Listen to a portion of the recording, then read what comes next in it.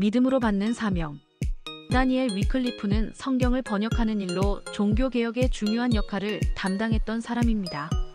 위클리프는 가톨릭으로부터의 살해 위협을 피해 동굴과 지하로 피해 다니며 유럽에서 가장 많이 사용하는 5개 언어의 성경을 번역했고, 순교를 당하기 위해서 번역하는 언어를 사용하는 나라들의 사투리와 문화, 풍습, 기후까지 연구했을 정도로 최선을 다해 사명을 감당했습니다. 중국어로 된 최초의 성경을 번역한 로버트 모리슨 선교사는 중국어에 대한 어려움을 다음과 같이 토로했습니다. 중국어는 강철 같은 몸과 명석한 머리 그리고 스프링과 같이 탄력 있는 손을 가진 사람이 독수리같이 좋은 눈과 천사의 기억력, 모두셀라와 같은 수명을 가지고 여기에 엄청난 용기까지 있을 때나 배울 수 있는 언어입니다. 그러나 결국 모리스는 이렇게나 어려워하던 중국어로 성경을 번역하는데 성공했습니다. 그것은 눈앞의 어려움보다 잃어버린 영혼들을 향한 사람들의 영혼이 걸려 있었기 때문입니다. 하나님께서 주신 사명을 감당하는 것은 결국 사람들의 생명을 살리는 일입니다. 우리 각 사람에게 주신 사명이 무엇인지 돌아보고 그 사명을 감당하기 위해 최선을 다하십시오. 주님께서 사명을 주실 때 믿음으로 받고 그 사명을 위해 최선을 다하는 삶에 대해 묵상해 보겠습니다. 오늘의 말씀 빌립보서 2장 22절 찬송가 390장 421장. 디모데의 연단을 너희가 아나니 자식이 아버지에게 함같이 나와 함께 복음을 위하여 수고하였느니라.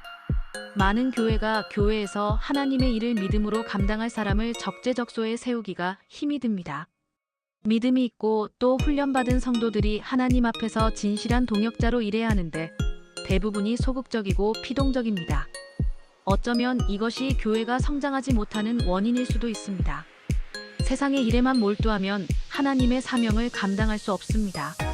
입고 먹고 마시는 것에 더 큰 관심을 가지고 세상이 자신을 어떻게 보는지를 더 중요하게 여긴다면 그는 세상의 일에만 힘을 다할 것입니다.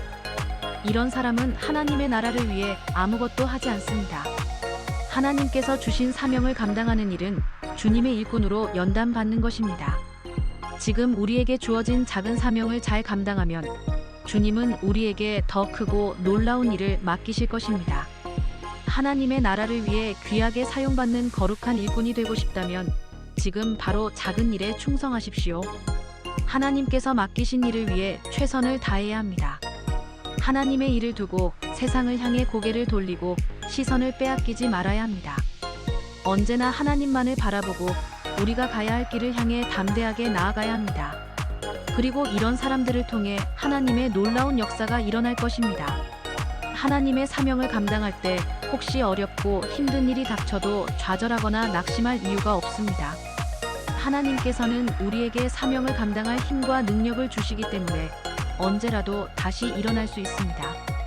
기회가 좋든지 나쁘든지 한결같이 최선을 다해 하나님께서 맡기신 사명을 위해 살아가십시오. 오늘의 기도. 주님께서 우리에게 맡기신 사명을 위해 최선을 다하게 하시고 어떤 상황에서라도 좌절하거나 낙심하지 않게 하옵소서. 예수님의 이름으로 기도합니다. 아멘.